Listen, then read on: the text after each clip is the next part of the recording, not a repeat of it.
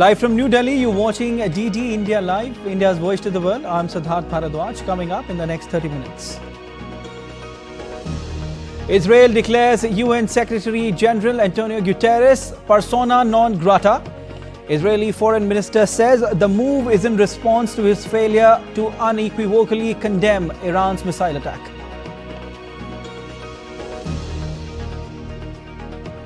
Calls grow louder for de-escalation after Iranian attack on Israel. Saudi Arabia hopes for de-escalation and dialogue. Kremlin calls for restraint. South Korea to send military aircraft to evacuate its citizens from West Asia. Taiwan braces for typhoon Krathon. Landfall, offices, financial markets and schools closed. Key port city is set to be in the eye of the storm.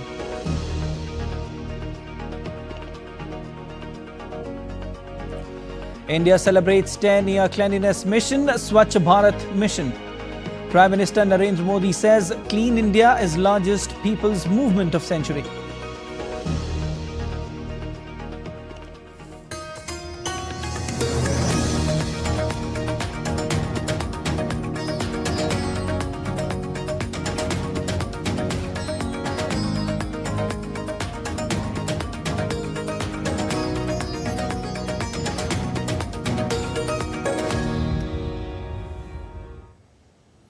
Iran fired roughly 200 ballistic missiles at Israel, drawing strong reaction from Israeli Prime Minister Benjamin Netanyahu, who said Iran made a big mistake. Here's more in this report.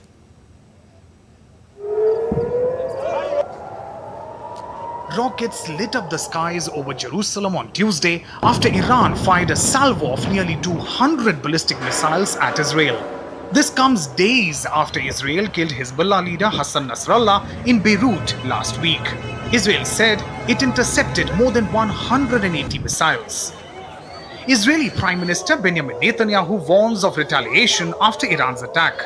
He also vowed to give a befitting reply to whoever attacks Israel. Iran made a big mistake tonight, and it will pay for it. The regime in Iran does not understand our determination to defend ourselves and our determination to retaliate against our enemies. Sinwar and Deif didn't understand it. Nasrallah and Mohsen didn't understand it. Apparently, there are those in Tehran who do not understand this either. They will understand. We will keep to the rule we have determined. Whoever attacks us, we attack them. Meanwhile, Iran said its missile attacks on Israel were over, but also promised a crushing response if Israel retaliated. Iran also said that if the Zionist regime that has gone crazy is not controlled by America and Europe and wants to continue these crimes or wants to do anything against our sovereignty and territorial integrity, tonight's operation will be repeated several times stronger and all their infrastructure will be targeted. Washington said it would work with longtime ally Israel to ensure Iran faced severe consequences for Tuesday's attack. US called on every nation in the world to condemn Iran's attack on Israel. US President Biden also ordered the US military to aid Israel's defense against any future assaults. Many leaders from across the world also voiced their condemnation against Iran's recent attack. British Prime Minister Keir Starmer, French President Emmanuel Macron and Japan's new Prime Minister, among others, said that Iran's attacks were unacceptable. United Nations Secretary General Antonio Guterres appealed for an immediate ceasefire in Lebanon. India's External Affairs Ministry also expressed its deep concern at the escalating security situation in West Asia and urged for diplomacy and dialogue. India has advised Indian nationals in Israel and Iran to stay vigilant and adhere to the safety protocols as advised by local authorities. United Nations Security Council has called an emergency meeting on West Asia on Wednesday, while the European Union called for an immediate ceasefire. Israel's UN ambassador voiced strong reaction to Iran's unprecedented assault on Israel. Let me be very clear. We will defend our people. We will act. Iran will soon feel the consequences of their actions. The response will be painful. Israel's neighbors closed airspace and airline crews skirted an escalating conflict with many skiing diversions. Ayushi Bhatnagar reporting for DD India. Israel's foreign minister on Wednesday declared UN Secretary General Antonio Guterres as persona non grata and barred from entering the country following his failure to unequivocally condemn Iran's massive missile attack on Israel.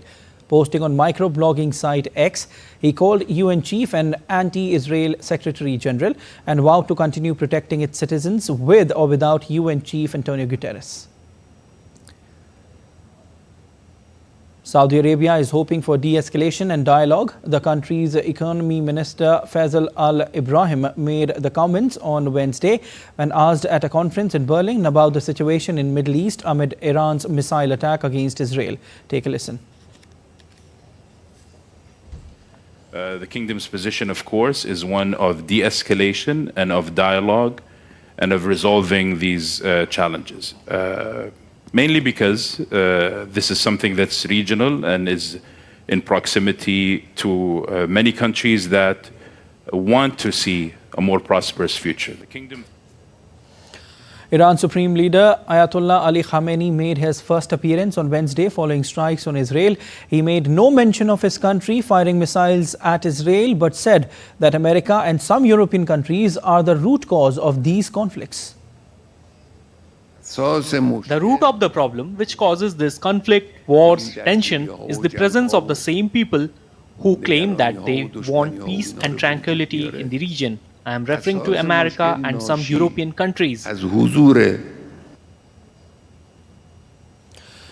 the region of West Asia remains on edge, many nations are ramping up contingency plans to evacuate citizens from Lebanon. South Korean President Yoon Suk Yeol ordered a military aircraft to be deployed immediately to evacuate its citizens from Israel and other parts of the West Asia amid escalating tension. According to the president's office, Yoon met with his national security and economic advisors over the conflict and called for a swift but measured response to any impact on the country's energy supply, trade and supply chains. Earlier on Wednesday, South Korea's foreign ministry urged its citizens in Israel and Lebanon to immediately leave by any means available. And the Kremlin on Wednesday stated that the situation in the Middle East is taking an alarming turn and urged all parties to exercise restraint. Naturally, you will have questions related to the situation in the Middle East. This situation is developing according to the most alarming scenario. We call for restraint by all sides against the backdrop of what is happening. And of course, we condemn any actions which lead to the deaths of civilians. And DD India correspondent Jessica Taneja joins us live to give us more details on this. Jessica, given the current hostilities, is it likely that Iran will retaliate? Well, it does appear so, but we don't know whether there is a certainty of, Israel retaliating or looking at potentially targeting Iran in some way or the other, as we've seen in the recent past. If you look at the incidents that we've observed in West Asia, of course, most of them worrying at a point when, and at a time when we're seeing a wider escalation, in sight. But given the kind of preparations we've seen from the Israeli side in the last, 1 year, ever since the October 7 attacks, it is likely that, this will escalate and Israel would find a way to get back at Iran when it comes to this potential ballistic missile attack that we saw just last night. Over 200 of those missiles fired. So, of course, Israel has a plan so far. But what most reports right now also suggest at this point, Israel might look to target more leaders. Now, remember, the Hamas leader Ismail Haniyeh was killed and assassinated when he went for the oath-taking ceremony of President Masoud Pezeshkian, who, of course, stoked some sort of, a fear into the leadership of Iran as to the recent events and the escalations that went on after that. And given the fact that Israel is looking at possibly targeting the nuclear facilities or to set off what the nuclear weapons program had picked up for so many years, whether it's cyber warfare or maybe even going into Iran, No reports are certain so far. What we do know is Israel is engaged in battling the axis of resistance, which is the Houthis in Yemen, the Hamas in Gaza, and Hezbollah in Lebanon. Now, the three-front war is on, but Israel would mull over as to what its response will be, given the kind of calculation its allies allow it to do in the near future. Jessica, looking at the current situation, how big is the fear of wider escalation?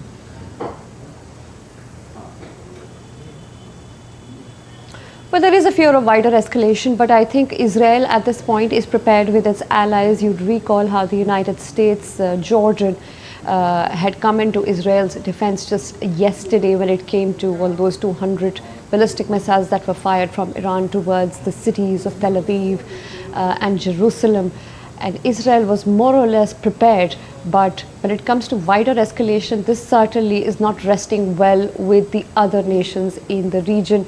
And given how Israel has responded to Iran's provocations, certainly we could see something escalating in the near future. But to what extent and what form that escalation would take, it's difficult. Whether it will be targeting the senior leadership, as Israel has been doing in the recent past, but it would need that kind of support from the United States and its allies, as it has received in the recent past, and also increasing military presence in the Arabian Sea as well as the Eastern Mediterranean has been a priority for the United States. Just like the last time you'd recall in April, when the Iranian missiles, though not as lethal as what we saw yesterday, because those were ballistic missiles, and in the April attack what we did see were drones and cruise missiles as well as few ballistic missiles, not as damaging as what we saw yesterday. So of course the response would be bigger, but in what form? Targeting leaders, cyber warfare, attacking Iran's nuclear weapons program, one will only have to wait and see. All right, we leave it there. Thank you so much for joining in. Still to come on this edition of DD India Live. Mexico's President Claudia Sheinbaum inaugurated as the first female president of North America.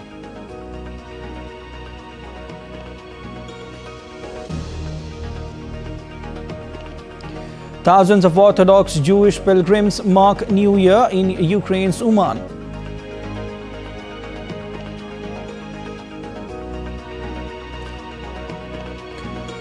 Mahatma Gandhi's birth anniversary celebrated in Rome in Italy, Edogawa in Japan.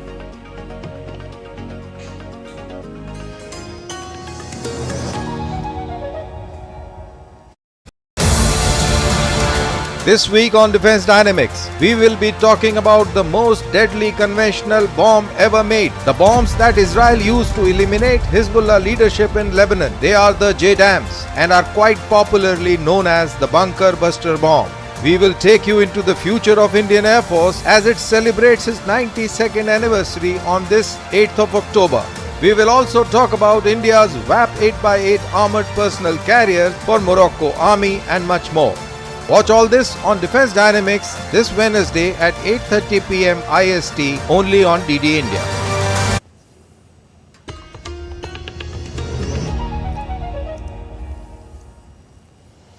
You're watching DD India Live. I am Siddharth Bharadwaj, and in Mexico, Claudia Sheinbaum has been sworn as the country's first female president. Sheinbaum took the oath of office and received a presidential sash in boisterous ceremony, which marks the start of her 6-year term. Sheinbaum used her first speech as head of state to address investor concerns after the passing of judicial reform pushed by her predecessor, Andrés Manuel López Obrador.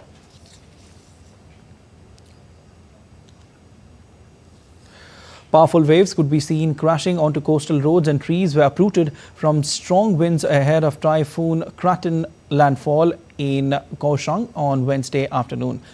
Officials in the key port city of Kaohsiung, said to be in the eye of the storm, told people to stay home and avoid the sea, rivers and mountains, warning of a repeat of 1977's typhoon Telma that killed 37 and devastated the city of 2.5 million. Although the typhoon has weakened, the threats from a storm surge, strong winds and rain remain as it slowly makes its way towards Taiwan's coast, weather forecasters said.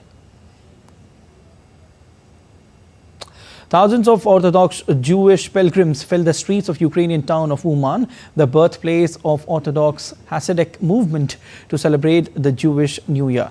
According to Ukraine's main Jewish organization, the United Jewish Community of Ukraine, as of October 2nd in the morning, more than 30,000 pilgrims arrived in Uman, with a further 14,000 unable to travel due to closure of airspace and cancelled flights after Iran's massive shelling of Israel. Ukrainian authorities have repeatedly warned that gathering violates wartime restrictions followed by people in the country. India's Prime Minister Narendra Modi was in Jharkhand today, where he laid the foundation stone, inaugurated and launched various projects worth over $9 billion in eastern state of Jharkhand's Hazaribagh. Noting the occasion of Mahatma Gandhi's birth anniversary, the Prime Minister said that his vision and ideas towards tribal welfare are India's capital. Mahatma Gandhi believed, the Prime Minister said, that India can only progress when the tribal societies progress at a fast pace. आज महात्मा गांधी पूज्य बापू की जन्म जयंती है। आदिवासी विकास के लिए उनका vision, उनके विचार हमारी पूंजी है। गांधी जी का मानना था कि भारत का विकास तभी हो सकता है जब जनजातीय समाज का तेज विकास हो। मुझे संतोष है कि आज हमारी सरकार आदिवासी उत्थान पर सबसे ज्यादा ध्यान दे रही है। Later in the day, PM Modi held Parivartan Mahasabha rally in Hazaribagh. Addressing the rally, PM Modi slammed the state government and said the number of Bangladeshi infiltrators are increasing. The state and the government is not taking any action. Bangladeshi घुसपैठियों की संख्या तेजी से बढ़ी है कि नहीं बढ़ी? घुसपैठिए यहां की जमीनों पर कब्जा कर रहे हैं कि नहीं कर रहे हैं? झारखंड की बेटियां, आदिवासी समाज की बेटियां इनके निशाने पर है कि नहीं है? साथियों, आप सबको ये खतरा दिखता है, आपको डेमोग्राफी में बदलाव दिखता है, लेकिन झारखंड सरकार को ये नहीं दिखता है। जो यहां के गांव के इंसान को दिखता है, वो सरकार में बैठे लोगों को नहीं दिखता है। वो ये मानने को तैयार ही नहीं है कि झारखंड में जनसंख्या संतुलन बिगड़ रहा है, आदिवासियों की आबादी घट रही है। हालात ये है, हाईकोर्ट इस गंभीर मामले पर चिंता जता रहा है, लेकिन जेएमएम सरकार कोर्ट में हलफनामा दायर करने के घुसपैठ से इंकार कर देती है। आप मुझे बताइए, क्या ये लोग झारखंड की पहचान को सुरक्षित रख पाएंगे क्या? घुसपैठियों की बढ़ती आबादी, आदिवासी समाज की घटती संख्या, ये जेएमएम और कांग्रेस की सत्ता की भूख का नतीजा है। India is paying homage to father of the nation, Mahatma Gandhi, on his 155th birth anniversary today. President Draupadi Murmu, Vice President Jagdeep Dhankar and Prime Minister Narendra Modi paid floral tributes to Mahatma Gandhi on occasion of his birth anniversary at Rajghat in the national capital.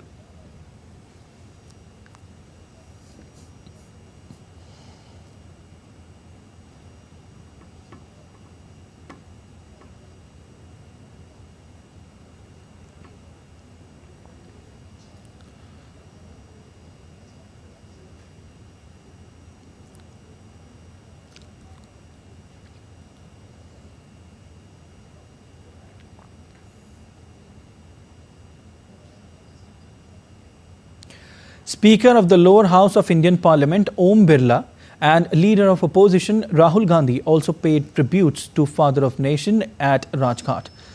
An interfaith prayer meeting was organized at Gandhi Smriti on the occasion of Gandhi Jayanti in New Delhi.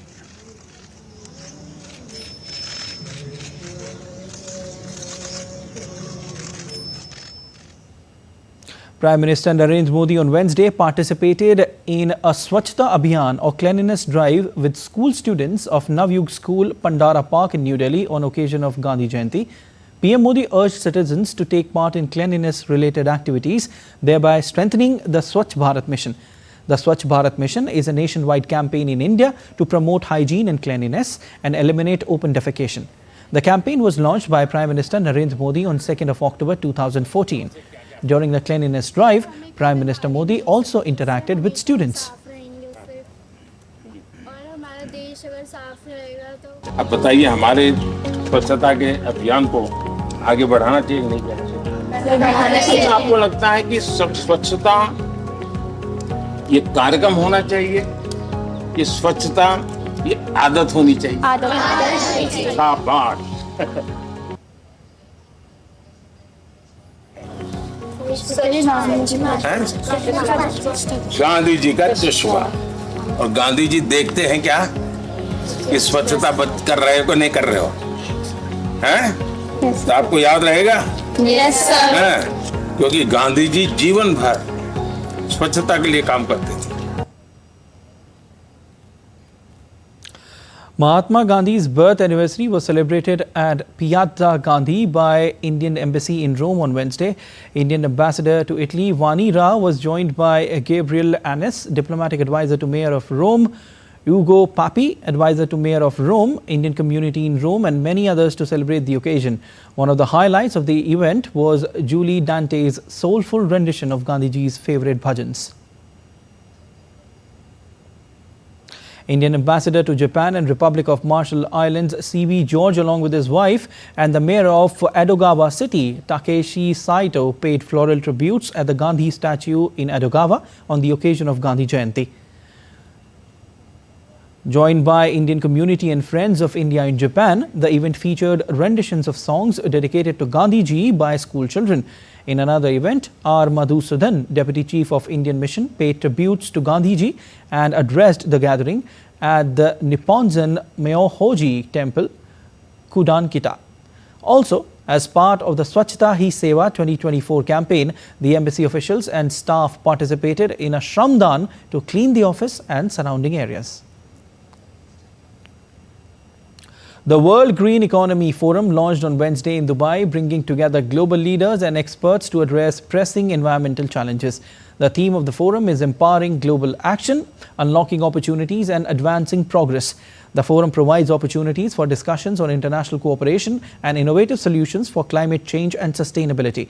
The forum also emphasized the critical role of youth in shaping a sustainable future, recognizing their importance in driving long-term environmental progress. Surangel Whips Jr., President of Palau, spoke to DD India correspondent Vinod Kumar on the role of countries like India in the adoption of a greener economy. India and the Pacific has very strong relations. Prime Minister Modi had a summit last year, and it was great to be able to meet him and talk about Pacific issues. But I think one that affects all of us is climate change. And it's especially important that a large country like India raise its ambition to reduce its use on fossil fuels, because we are all suffering the impacts of climate change. So we need your help. The Future Hospitality Summit wrapped up on Wednesday with a significant announcement centered on the Indian hospitality market. Kame Hotels and Resorts, an emerging player in the luxury and wellness sector, unveiled a landmark partnership with global hospitality giant Wyndham Hotels and Resorts.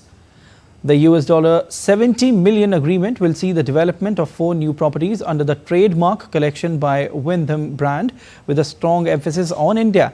3 of the 4 planned hotels will be located in key Indian destinations, signaling a major vote of confidence in the country's growing hospitality sector. The fourth property is slated for Dubai. This collaboration not only marks a notable expansion for Kama, but also reinforces Vendham's commitment to Indian market. Industry experts suggest this India-centric deal could catalyze further international investment in the country's upscale and wellness-focused hospitality segment, positioning India as a key player in evolving global travel landscape. The Office of Honorary Consul of Japan in India, Mukesh Patel, was inaugurated in the city of Ahmedabad in Gujarat. The office boasts Japanese culture and showcases Japan-India and Japan-Gujarat cooperation. Earlier this year, the government of Japan had appointed international tax expert based in Ahmedabad, Mukesh Patel, as its first honorary consul in India. Mukesh Patel has been instrumental in setting up the Japan Information and Study Center, Language and Cultural Centers, Zen Garden and Kaizen Academy at the Ahmedabad Management Association in Gujarat.